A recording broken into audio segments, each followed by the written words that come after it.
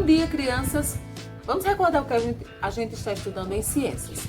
Nós estamos estudando na unidade Recursos Naturais.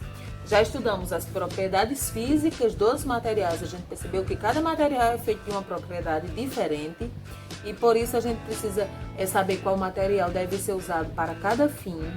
Estudamos na aula anterior energia elétrica, circuitos elétricos. A gente viu que o circuito ele pode ser aberto ou fechado. Se for fechado é por onde o circuito passa e aí acontece a produção da energia elétrica. Estudamos também sobre os ímãs, sobre o magnetismo. A gente percebeu que o ímã ele tem dois polos, repulsão e atração, né? E na aula de hoje a gente vai estudar, energia térmica, ok? Vocês vão pegar o livro didático de vocês, vão abrir na página 32, 33. A gente vai estudar esse assunto na aula de hoje. Bem pequenininha a atividade, mas é interessante que vocês compreendam bem direitinho, tá? Energia térmica. Aí quando a gente fala de térmica, a gente já faz relação com termômetro, com temperatura, né? Quando a gente está com febre, quando a gente está doentinho, significa que a nossa temperatura está mais alta, então a gente vai ter que medir essa temperatura, vai usar um termômetro.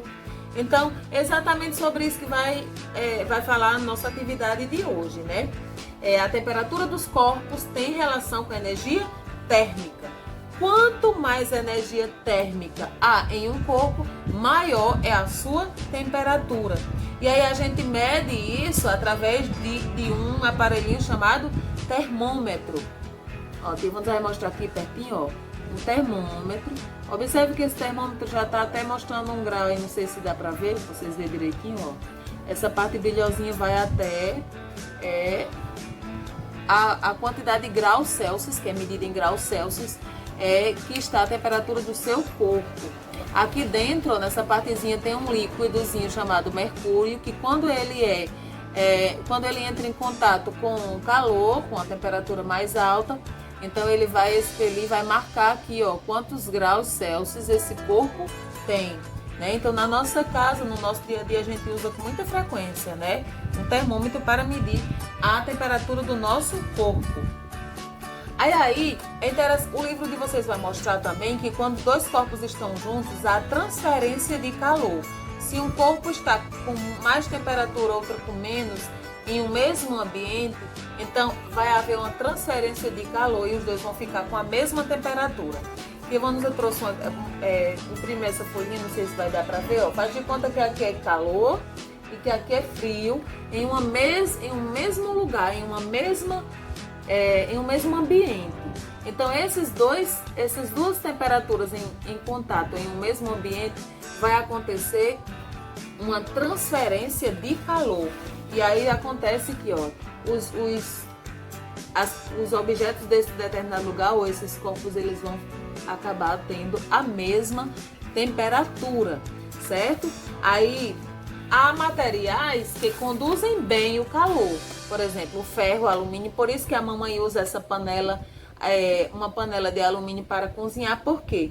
Porque ela conduz bem o calor, ela é um condutor térmico, certo? E existem também os isolantes térmicos, né? Que é o que permite que o calor não passe, como por exemplo, a aba, né, da panela que faz com que a gente segure, por exemplo, de madeira, né, ou de plástico, que também é um bom isolante térmico. A colher de pau que a gente usa para mexer a comida é também um isolante térmico.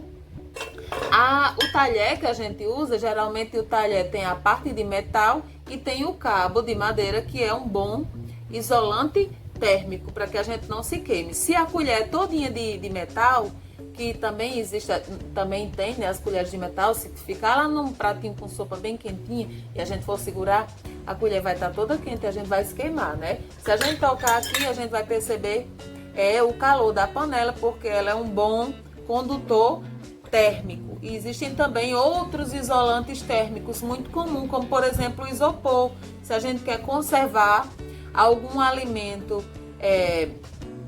frio por mais tempo, a gente vai usar um isolante térmico, né, para que o calor não entre lá e aquele alimento, por exemplo, permaneça mais tempo frio. Então, o isopor, por exemplo, é um bom isolante térmico.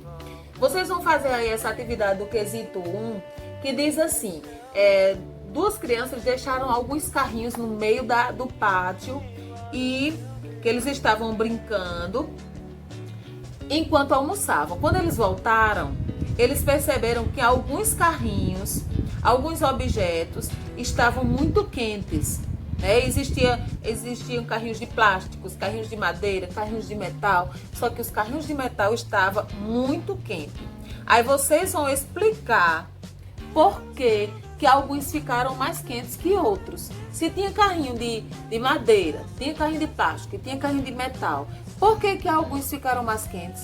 Vocês vão explicar isso aí na atividade do quesito 1. E aí vocês vão se recordar quais materiais desses, o de madeira, o de plástico ou de metal, qual desses materiais são maiores condutores térmicos? Aí vocês respondem o quesito 1.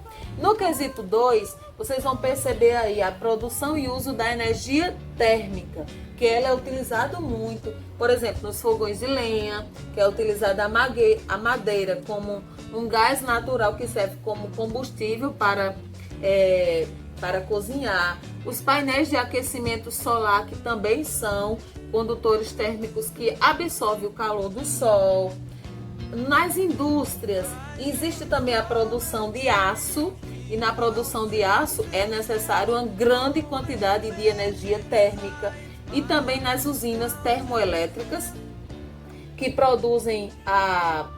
é utilizada a energia térmica para a produção de energia elétrica, certo? Aí no quesito 2 vocês vão responder aqui quais são os recursos que são utilizados para produzir a energia térmica. Aí vocês vão observar aí as imagens, no fogão a lenha, nos painéis de aquecimento solar, em alguns processos industriais, nas usinas termoelétricas.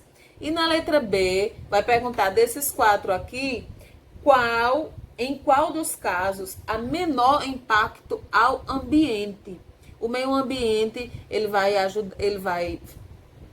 ser favorecido se fosse utilizado de recursos renováveis. Então, qual desses quatro aqui, vocês vão colocar quais desses são recursos renováveis? Qual desses 4? Aí vocês colocam aí na letra B, certo? Pensem, estudem, prestem atenção direitinho nas questões, respondam as atividades e coloquem um ok aí no grupo para a tia Vanusa também anotar aqui, tá? Eu espero que vocês tenham compreendido, que vocês não tenham nenhuma dúvida, que faça a atividade rapidinho, tá, meus amores? Até a próxima aula!